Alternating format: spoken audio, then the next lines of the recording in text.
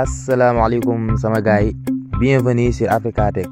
Bon tey nag dama leen a andil benn vidéo bu ñuy wax naka la ñuy def ba mën a réinitialiser suñu téléphone maanaam naka la ñuy def ba flasher suñu téléphone parce que ñu bari si ñun ñu ngi gis dañu bëgg a réinitialiser suñu téléphone mais dañuy am ay jafe-jafe mais di ma lay wax mooy boo seetaanee vidéo bii doo amatu benn problème si nga réinitialiser sa téléphone. mais laataa ñuy commencer suñu vidéo dañu lay fàttali nga dem ci suñu chaîne YouTube Africa Tech nga abonné fa boo paree nga bës cloche de notification yi ko defee doo mën a rater suñu prochaine vidéo mais aussi ñu ngi lay ñaan suñu vidéo bu fekkee neex la nga aimé ko te nga partagé ko ak say xarit. Bon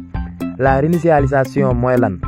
loolu moo lay permettre bu fekkente ne sa téléphone dafa am ay données yoo xam ne dafa inutile wala sa téléphone dafa am ay problème wala comme lu mel ne sa téléphone di planqué boo ko réinitialiser daf lay permettre yooyu yëpp day effacer wu automatiquement comme si que sa téléphone bi ba nga koy door a wut na mu amee woon na mu manqué woon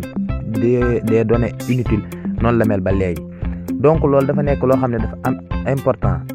donc ñun dañuy dem ñu utiliser méthode bi nga xam ne moom lañ koy defee ak sunu paramétrage. léegi ñun li ñuy def dañuy dem paramètre voilà léegi boo ñëwee paramètre da ngay ñëw ba ci suuf boo wàccee ba ci suuf da ngay gis suñ bind gestion globale mais fii dafa am téléphone yoo xam ne du ko bind comme yu si mel ne Tecno wala d'autres téléphones parce que man maa ngi utiliser téléphone Samsung. léegi yow bu fekkente ne da nga utiliser beneen marque téléphone bu bokkut ak Samsung da ngay xool bu fekkente ne comprendre ko boo ñu defee signe ci sunu commentaire yi dinañ la ko expliquer ba mu gën a leer mais bu fekkente ne yaa ngi utiliser téléphone Samsung j'espère que lii nii rek la lay andil. léegi boo dikkee ba fii ñu xam ne gestion globale lañ fi bind léegi da nga koy tapé voilà léegi boo tapé gestion globale après da ngay ñëw ba si réinitialisation voilà. léegi bu fekkente ne da nga bëgg a réinitialiser les paramètres maanaam lépp paramètre boo xam ne yow yaa ko activé si sa téléphone bu fekkee da nga ko bëgg a réinitialiser boo diggee si réinitialiser paramètre daf nga ko mën a dindi automatiquement léegi dañuy dem ñu xool naka lañ koy dindee voilà léegi boo njëkkee da ngay bës réinitialiser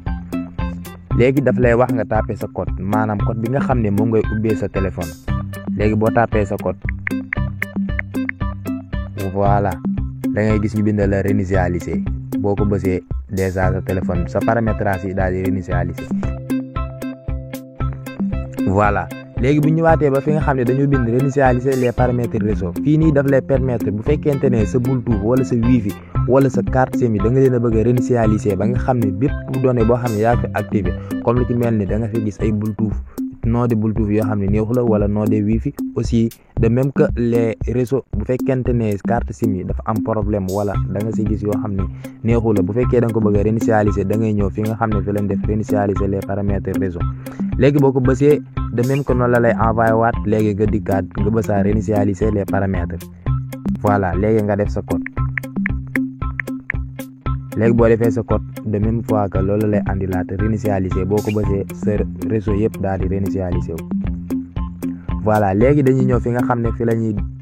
ñu expliquer réinitialiser toutes les données maanaam fii nii moom ngay réinitialiser sa téléphone ba nga xam ne bépp donnée bu nekk si biir da nga ko mën a réinitialiser léegi dañ koy tapé voilà léegi buñ ko tapé dañuy wàcc ba ci suuf léegi laataa ñuy jàll dama lay expliquer fii nii ma ngi la koy wax ne dafa am benn application bu ñu naan SmartWiz léegi bu fekkente ne da nga installé application boobu si sa téléphone avant que nga koy réinitialiser da nga ko mën a sauvegarder si application bi bu fekkente ne da nga si bëgg ay leeral yu gën a leer da nga ñuy def signe ci sunu commentaire yi boo ko defee danañ la wax naka nga application bi di fonctionner ba nga xam ne boo réinitialiser sa téléphone dootoo amati benn jafe-jafe léegi ñun dañoo bëgg a réinitialiser suñu téléphone léegi ñun dañuy bëgg réinitialiser voilà de même fois que ñu tapé suñu code ensuite da ngay gis mu andil ñu supprimer tout fii moo ngi lay expliquer boo ko bësee da nga yaa ngi supprimer sa données yëpp mais attention fii bu du caagi ne boo ko supprimer yaa ngi supprimer sa données yi nga xam ne dafa nekk sa carte SD sa carte SD mooy sa carte mémoire bi nga xam ne yaa ko monté ku données yooyu noonu du supprimer wu mais données yi supprimer mooy données yi nga xam ne moo ngi ci sa téléphone voilà léegi yaakaar naa ne dootoo amati benn jafe-jafe si naka ngay def ba réinitialiser sa téléphone bu fekkente ne da nga bëgg aussi boo ko réinitialiser ba pare naka ngay def ba fonctionner wu ba mu dox parce que ñu bari si ñun ñu ngi gis ne dafa mel ne dañoo xaw a am ay jafe-jafe yooyu mais bu fekkente ne yéen a ngi siy gis ay erreur boo ñu defee signe si suñu commentaire yi dinañ si def benn vidéo pour que ñu leeral leen naka ngay def